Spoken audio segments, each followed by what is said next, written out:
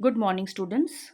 In the first exercise, we found out compound interest by using simple interest formula. Okay, it means we were just calculating the simple interest for every year, then we were adding to the principal amount, then we were making it the principal amount for the second year, and so on. Okay, so it was slightly complicated. Now we will be using a formula for compound interest. And what is that formula for compound interest, which we will be using now directly? That is A is equal to P into 1 plus R by 100 to the power n, where A is the amount, P is the principal, R is the rate of interest, and n is the time. Okay, n is the number of years, that is time. And compound interest, the formula is the same, that is A minus P. Now, till now, you have learned about the interest rate compounded yearly, means per annum. Now, but what will happen if the rate of interest is compounded half yearly or quarterly? In that case, we will have to learn about conversion period. Now, what is this conversion period? The time period after which the interest is added each time to form a new principal is called conversion period. Okay, means the time from one specified interest period to the next period is called conversion period. Now let us understand this. Suppose that now we have learned till now that the rate of interest is always compounded, or it is given per annum. Annum means year. It is compounded annually. Now suppose it is given that the period is the rate of interest is compounded half yearly or semi annually. Means what? That rate of interest will change after every 6 months. Means this period is of 6, rate of interest is for 6 months. Means there will be two conversion periods in a year. मतलब एक साल में दो बार rate of interest will be taken, isn't it? And half yearly means the rate will be just half. Suppose कि 10% per annum. Now if it is given that compounded half yearly, means you will divide the rate of interest by 2, then it will become 5%. Okay, suppose the rate of interest is 12 months 12%. Okay, and it is given that it is compounded quarterly means every 3 months, isn't it? Means in a year 4 times it will be there, so there will be 4 conversion periods, and quarterly rate will be 1/4 of the annual rate. Clear? Or half of the half yearly rate. Okay, so when we will do the sums, you will understand. Now let us do what will happen. Sometimes what happens, that interest rate is given for different conversion periods. Means for every year the rate of interest is changing. It may happen that it may say that for the first year the rate of interest is 5%, for the second year the rate of interest is 10%, and so on. Then in that case, what would the formula? Suppose that the rate of interests are R1%, R2%, R3%. So we call it successive discounts. What do we call it?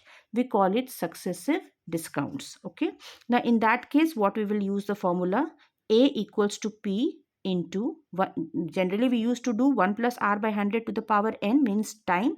Now here if there are 3 time periods, 3 years, and for every year the rate of interest is different, in that case we will use the formula A equals to P into 1 plus R1 by 100 into 1 plus R2 by 100 into 1 plus R3 by 100. Okay, and so on if there are more rate of interests.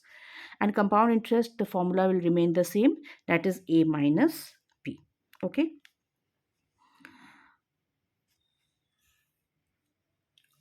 Now suppose that the total time is not a whole number. Suppose it is given 2 years 5 months. Okay, now in that case, if it would have been a whole number, we would have used 1 plus R by 100 into 1 plus R1 by 100 and so on. Now if it is 2 years 5 months, in that case what we will do, we will write down A into P. A is equal to P into 1 plus R by 100 to the power n. So what is the whole number here? 2. Now what is there? 5 months. We will first convert it into year. That will be equal to 5 by 12. So we'll just write down P into 1 plus R by 100 square, means 2, into 1 plus 5 by 12 into R by 100. Okay, and Ci will be equal to A minus P as usual. Now we will be doing the sums. Now let us do exercise 7.2. First question, calculate the amount and compound interest on rupees 15,000 for 2 years at 10% per annum compounded annually. Okay children, you have to see this, that how it is compounded. Okay, that is very important. So here P is 15,000, T is 2 years, that is N is 2 years, and R is 10%. So here we will simply use the formula for amount. We know what is the formula for amount. A is equal to P into 1 plus R by 100 to the power N. So let us do that. So we have just put the formula and you put it in this, you will get P 15,000 into 1 plus 10 by 100.